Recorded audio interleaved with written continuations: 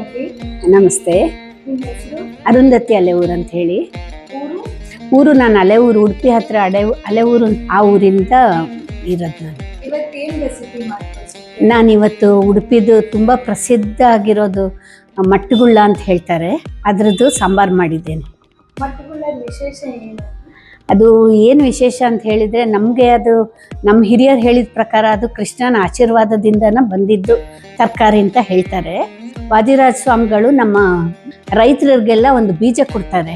ಆ ಬೀಜನ ಮಟ್ಟು ಅನ್ನೋ ಜಾಗದಲ್ಲಿ ಹಾಕಿ ಬೆಳೆದು ಅದನ್ನು ತುಂಬ ನಮಗೆ ಅದು ವಿಶೇಷ ಅಂತ ಹೇಳಿದರೆ, ಉಡುಪಿ ಕೃಷ್ಣನಿಗೆ 2 ವರ್ಷಕ್ಕೊಮ್ಮೆ ಪರ್ಯಾಯ ಅಂತ ಆಗ್ತದೆ. ಅದಕ್ಕೆ ಈ ಮಟ್ಟುಗುಳ್ಳದ ಸಾಂಬಾರು ಇರಲೇಬೇಕು.